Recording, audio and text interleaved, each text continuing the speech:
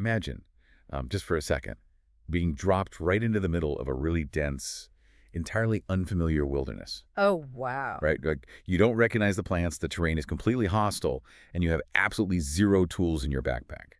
It's basically a terrifying scenario.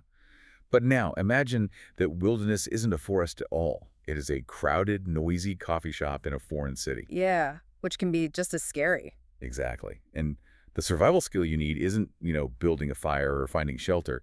It is simply trying to order a sandwich and find the restroom without initiating some confusing, super stressful incident. And the cognitive reset in that exact moment is massive because you are instantly stripped of the primary mechanism you use to organize, well, your entire reality, really, your language. Yeah. You go from being this highly capable, autonomous adult to someone who can barely signal that they are hungry or lost. I mean, it forces the brain into a state of acute vulnerability. Which is exactly why you are here with us today.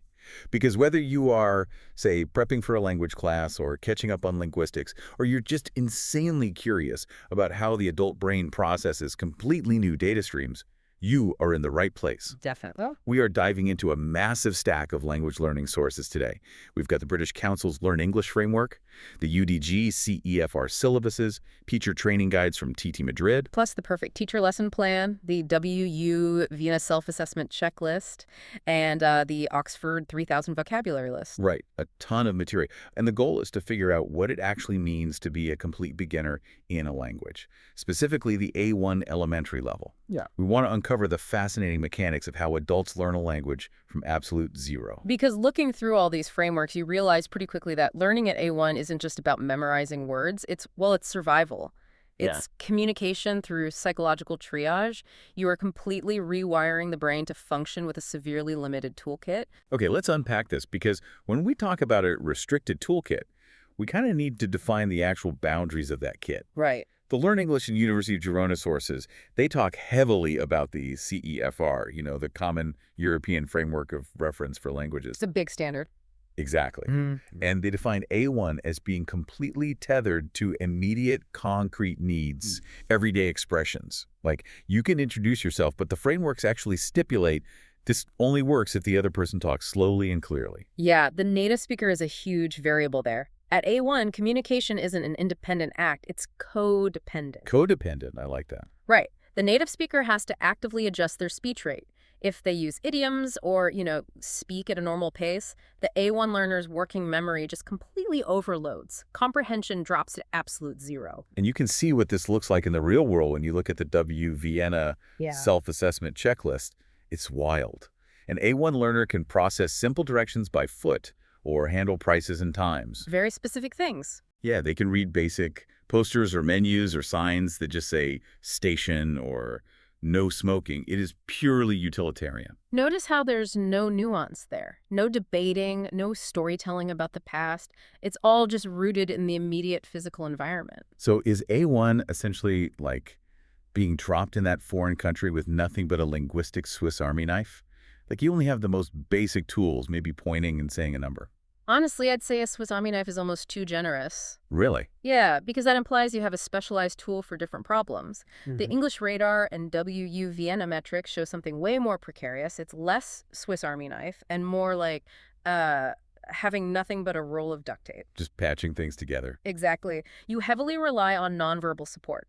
You might be able to make a simple purchase, but often only if you are pointing or using gestures to support the verbal reference. The vocabulary alone just can't stand on its own. What's fascinating here is that even at this super basic point and grunt level, learners are expected to understand modern digital commands. Oh, yes. The digital environment. Yeah, the W Vienna checklist specifically requires A1 learners to understand words like print, save, or copy on a computer screen. Right, because survival today isn't just navigating a train station. It's interacting with an ATM or a kiosk. You're completely cut off from the world if you can't click Save E. Which brings us to the nuts and bolts. How do you build that duct tape arsenal? Moving from the broad CEFR definitions to, vocabulary and grammar. The actual building blocks. Exactly. Looking at the Oxford 3000 list, you see A1 words like apple, baby, but then also words like dangerous, beautiful, and internet. And functional categories from UDG and English Radar, too. Days of the week, household rooms, colors, family. Right, but The grammar, this is where I got tripped up. The test English and UDG syllabuses, they don't just teach the present simple. They include the present continuous for temporary situations. And there is, or there are. It gets surprisingly complex. Wait, you're telling me we are teaching grammar concepts like comparative adjectives like older than and the present continuous to someone who is literally just learning the word apple or brother? Isn't that insanely overwhelming? It sounds overwhelming, sure, but this is where the functional syllabus comes in, which is detailed in the UDG and English radar sources. Okay. Grammar isn't taught in a vacuum here. You aren't teaching the rules of comparatives just to memorize them. You teach it because a learner needs it to survive. Give me an example. Well, imagine you're trying to buy a train ticket and it's too expensive. You don't need to know the morphology of adjectives, but you absolutely need the function to say, I need a cheaper ticket. Oh, I see. Or if you're injured, is there a closer hospital?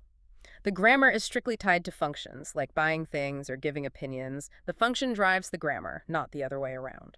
So how does that first contact actually happen? Because there is a huge gap between abstract grammar concepts and like practical human connection on day one of a class. That's where lesson planning is an absolute art form.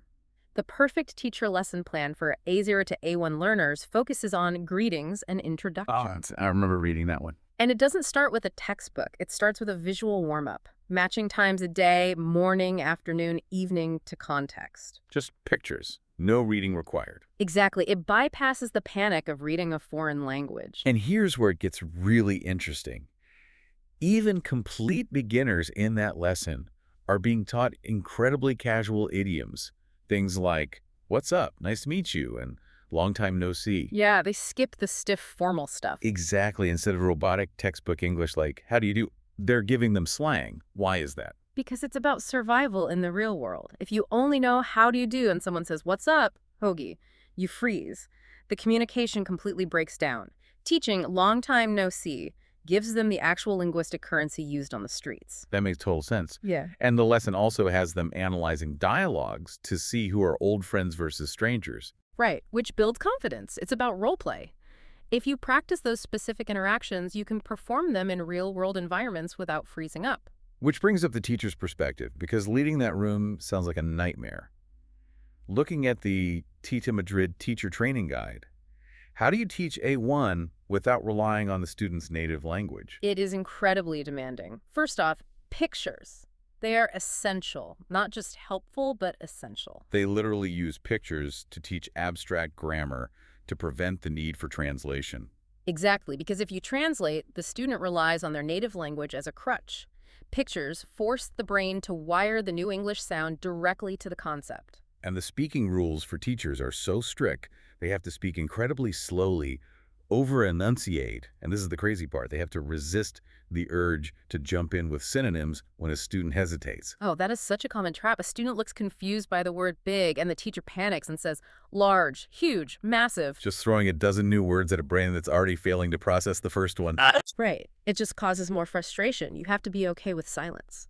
It sounds like the teacher has to be this hyper-aware minimalist playing a high-stakes game of charades. That is a perfect analogy. Like the TITA Madrid guide explicitly warns against layered instructions.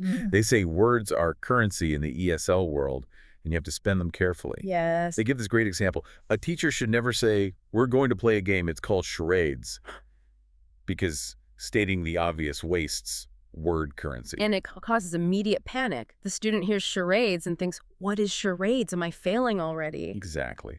If we connect this to the bigger picture, it's really about the philosophy of total immersion.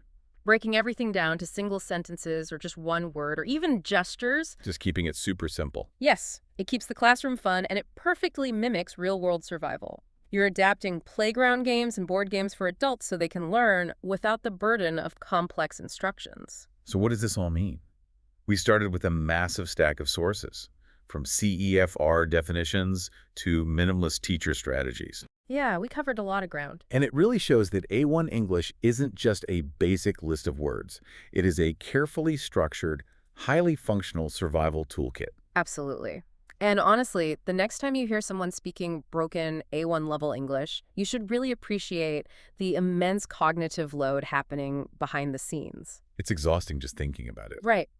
They're filtering out layered instructions, applying comparatives to basic vocabulary, mapping words to gestures, all just to make a simple purchase. It is a massive intellectual feat. It really is. And, it leaves you with this thought.